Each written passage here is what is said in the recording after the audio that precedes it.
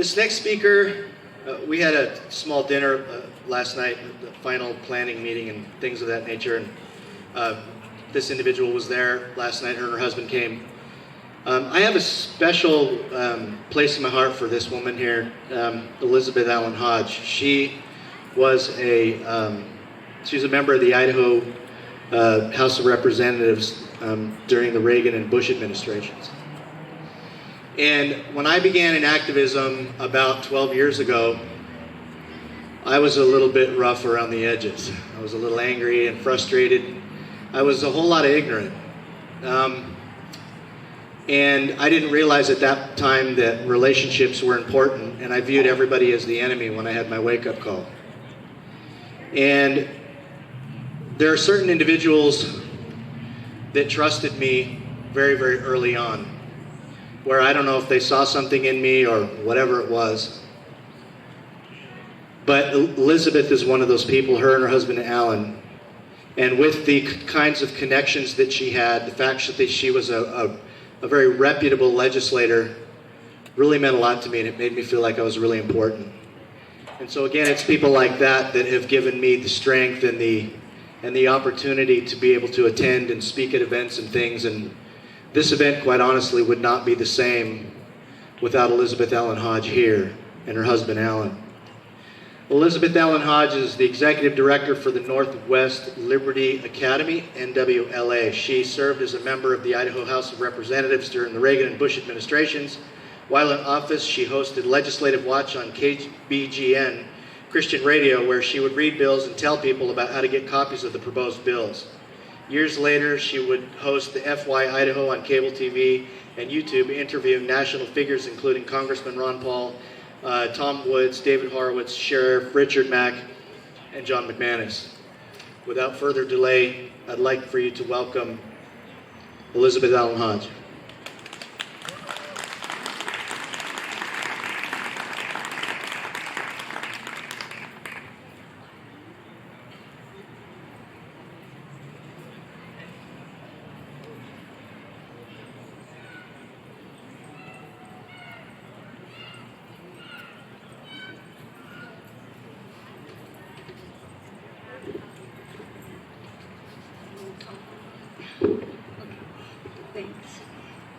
I've asked my husband to stand with me because even though I always end up doing the talking, I'm blessed to have my best friend as my husband, and it always makes me feel better when he's here.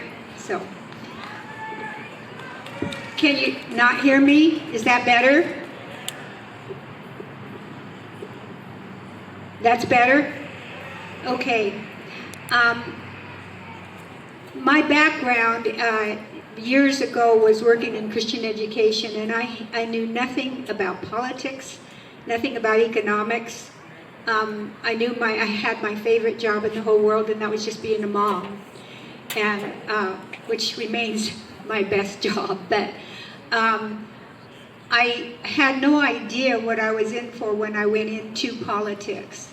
I thought it was going to be just like things that you read. You know, our founders founded our country on godly principles, and the proper role of government was to protect our rights that God gave us. Not government, but that God gave us.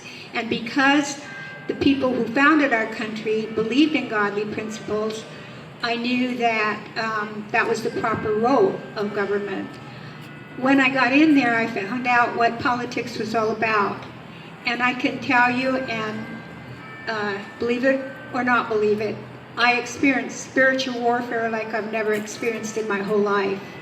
And so I would ask that any of you who are praying people, pray for the legislators, the people that serve in office, that are going to serve in office, that God put protection over them and give them discernment and wisdom, and that He gives them the supernatural strength that you need to walk through that kind of ugliness. Because I've been doing spiritual battle for a long time, and that's some of the ugliest you can ever imagine. Our country is in a very tenuous spot right now. And years ago, the Lord let me know that children are a gift from God. and I've worked with children for over 40 years. And I want to recognize two people who actually encouraged us to start Liberty Academy, and that is Ralph Smead and Tom King. You remember the King stores here? He saw something that I'd said and spoke to us, and he actually encouraged us to start Liberty Academy. So Liberty Academy is a program. We're a nonprofit, nonpartisan, and non-denominational organization that teaches young people and not so young people the foundational principles of a free society and free enterprise. So what does that mean? Well, we have different programs where we work with students from 12 to 112 and teach them about things like economics, about free enterprise, about self-reliance. We have foundations like Foundation for Economic Education, FEE, come in and teach things. If you come and visit our booth, you'll see that we have little booklets called iPencil, and we teach them some basic economic principles. When I first started learning this stuff, I thought, what does this have to do with Christian education? Because all I want to do is love the kids. And then I found out that a free society needs free enterprise. And so without it, that's what makes us different from so many other countries where we have the right for free exchange of ideas, goods, and services. And it keeps our society strong. When our society is strong and free, we're less likely to be reliant on any other country. And when we exchange with them and they become strong and free, there's less likelihood that we'll have war. So for our children, I think it's important that they understand economics as well as the principles of a free society. We teach that our rights come from our Creator, not from government, and that we have an obligation to treat each other well and to do our best to be self-reliant. We do a number of workshops that are interactive. The kids play games. We even have an annual business fair, children's business fair, where 6-year-olds through 14-year-olds get to be entrepreneurs for a day.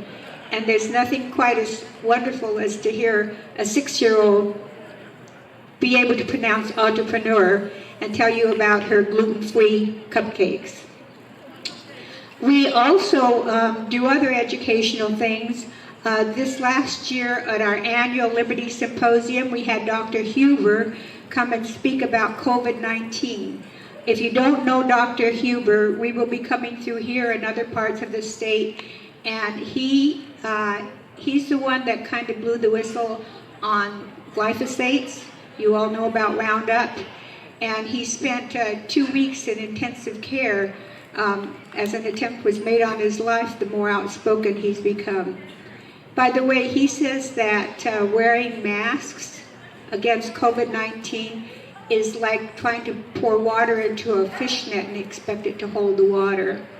That's another story, and he's the expert on that. But we try and bring in experts that can tell you the truth about things so that you can learn more, feel more prepared, and less fearful. There's a lot of fear in our country right now, and we've seen that fear go into anger. And as I've worked with kids over the years, I've seen their fear turn into anger. And we don't want that for our kids. We want to give them the country that God gave us, and that's a free country. So we will be showing a film called No Safe Spaces. How many of you have heard of Dennis Prager? Anybody out there? Well, we got permission from Prager University. We got licensed to show a film called No Safe Spaces. If you haven't seen it, it's a powerful film. You can actually get it in DVD, but we got licensed beforehand because we wanted to show it on big screens throughout the state. We'll be coming to Idaho soon, to Twin Falls soon, to show that film, and we'd love for you to join us. It shows the assault on free speech and free thought and freedom of religion. All of our freedoms are on the line right now, and you've heard speaker after speaker say that, and you're here because you know that, and you want to know how to get educated to protect yourselves. So I don't want to take a lot more time. We've got flyers there on what Liberty Academy does. We have a sign-up sheet for anyone that wants to see No Safe Spaces. And I would just like to finish with a couple quotes people have been quoting today. One of the principles that Liberty Academy was founded on was by William Penn, and that is right, even if everyone's against it, and wrong is wrong, even if everyone is for us. This new norm, it may be new, but it's not normal. And if we let government tell us what's essential and who's essential, then we're giving up the freedom that so many people have given their lives for. Finally, I close in saying, thank you.